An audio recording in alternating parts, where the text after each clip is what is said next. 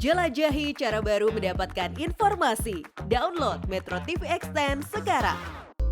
Dan pemirsa, untuk membahasnya lebih jauh sudah bergabung bersama kami melalui sambungan virtual Ketua Dewan Pakar Federasi Serikat Guru Indonesia atau FSGI Retno Listiarti dan juga Komisioner Komisi Pemilihan Umum atau KPU Betty Epsilon Idrus. Ya, kita langsung sapa. Selamat siang Bu Retno, selamat siang Bu Betty. Selamat siang. Ya, selamat siang. Baik, terima kasih Bu Retno, Bu Betty telah bergabung. Mungkin saya mau ke Bu Retno dulu. Bu, keputusan ketok palu MK soal kampanye diperbolehkan di tempat pendidikan dan pemerintahan ini menuai kontroversi. Banyak yang menyoroti terkait dengan kekhawatiran, termasuk juga FSGI. Ada potensi-potensi yang dikhawatirkan. Kalau FSGI sendiri, concern apa yang dikhawatirkan, Bu? Ya, pertama KPU memang kita mendorong ya untuk satu revisi itu tentu tidak mengarah pada kepentingan terbaik bagi anak dan pembelajaran itu sendiri di sekolah gitu ya. Jadi satu misalnya apakah TK ya SD, SMP itu bisa menjadi tempat, sementara tidak ada di mereka itu yang punya hak pilih misalnya. Nah, bagaimana kalau gitu ya usulan kami itu berada di SMA dan SMK. Yang kedua adalah kampanye ini kan bisa saja hanya menggunakan sarana. Tapi kalau melibatkan anak yang sama, misalnya nih pemilih pemula, ya kemudian dia diikutkan terus tuh setiap ada caleg yang pakai sekolahnya.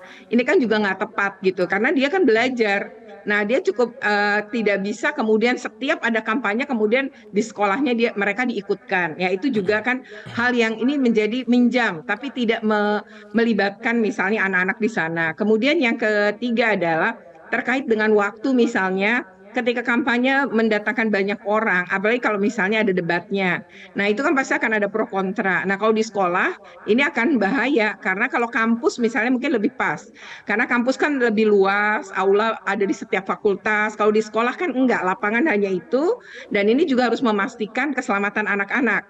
Jadi misalkan itu dilakukan pun anak-anak di hari kerja, maka anak-anak yang di dalam proses pembelajaran ini ya misalnya dia pas pulang sekolah kemudian terjadi, nah itu harus dijamin juga keamanannya gitu. Ketika ada kerumunan, karena kerumunan itu kan bisa saja chaos gitu. Kita tidak tahu akan terjadi apa.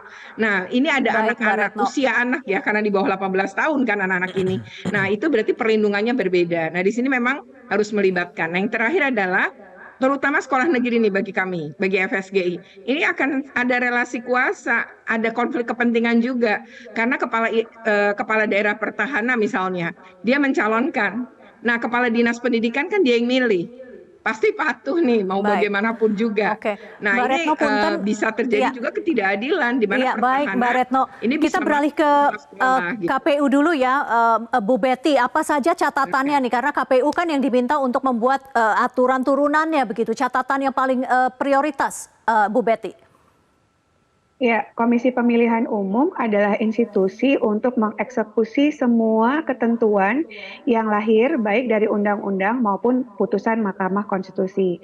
Norma dasarnya sudah disusun sejak keluar putusan Mahkamah Konstitusi nomor 65 tahun 2023 yang sudah keluar sejak 6 hari yang lalu, Mbak Vivi. Nah, intinya adalah menganulir Undang-Undang 7 tahun 2017 pasal 280 ayat 1 huruf H termasuk untuk lembaga pendidikan. Sebenarnya yang dirubah secara lebih rinci adalah untuk fasilitas rumah ibadah, begitu Mbak Vivi. Tapi kalau untuk fasilitas pendidikan ini sama seperti pemilu 2019 yang lalu. Norma pokoknya pada dasarnya dilarang melakukan kampanye di lembaga fasilitas pemerintah, tempat ibadah, dan tempat pendidikan. Nah, yang dimaksud dengan tempat pendidikan itu diatur dalam penjelasan undang-undang, yaitu gedung atau halaman sekolah atau perguruan tinggi. Nah, tapi ada prasyarat kok. Kalau mau ingin kampanye di sana, itu tidak boleh peserta pemilu ujuk-ujuk datang. Saya pengen kampanye di situ. Datang dan ingin melakukan kampanye, ada beberapa prasyarat menurut putusan Mahkamah Konstitusi yang baru keluar. Pertama, harus mendapatkan izin dari penanggung jawab lembaga pendidikan. Jadi kalau penanggung jawab lembaga pendidikannya bilang nggak boleh, ya nggak bisa kampanye di lembaga pendidikan. Lalu mereka hadir tanpa atribut dalam bentuk apapun. baik bahan kampanye ataupun alat peraga kampanye. Dan Ya.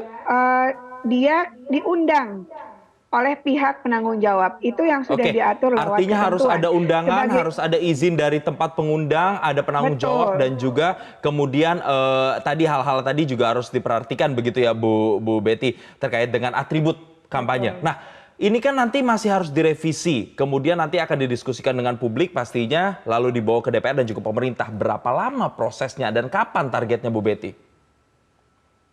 Sekarang peraturan KPU nomor 15 tahun 2023 sebagai bentuk petunjuk teknis Undang-Undang 7 tahun 2017 terkait dengan larangan kampanye sedang kami lakukan proses perbaikan, revisi, Mas dan Mbak. Dan karena ini sudah norma pokoknya ada di putusan Mahkamah Konstitusi, maka tentu kita harus mengikut apa yang sudah ada dalam putusan Mahkamah Konstitusi nomor 65 tahun 2023 itu. Jadi on proses ini sedang kami godok kembali sebelum nanti harmonisasi. Baik, Mbak Retno, aturan yang rapih saja tanpa reaksi di masyarakat bisa saja pengawasannya lemah begitu.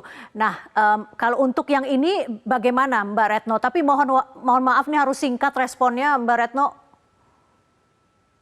Ya, pertama tadi misalnya Ibu Betty mengatakan ya kalau nggak dapat izin nggak apa-apa. Nah di sini menurut saya konflik kepentingan akan terjadi pada para petahana karena mereka tidak mungkin ditolak oleh kepala sekolah maupun oleh dinas pendidikan. Mungkin itu juga harus menjadi perhatian, tapi di atas segalanya kan keselamatan anak-anak menjadi penting dan tidak semua caleg lah atau semua itu kemudian datang dan merebut simpati pemilih pemula kapan mereka belajar juga gitu karena kan caleg jumlahnya banyak ya. Saya pikir itu sih ya catatannya. Baik. Ketua Dewan Pakar FSGI Mbak Retno, Ibu Betty, Komisioner KPU, terima kasih sudah bergabung di Newsline. Selamat beraktivitas kembali. Cara mudah mendapatkan informasi dengan satu sentuhan jari. Download Metro TV Extend.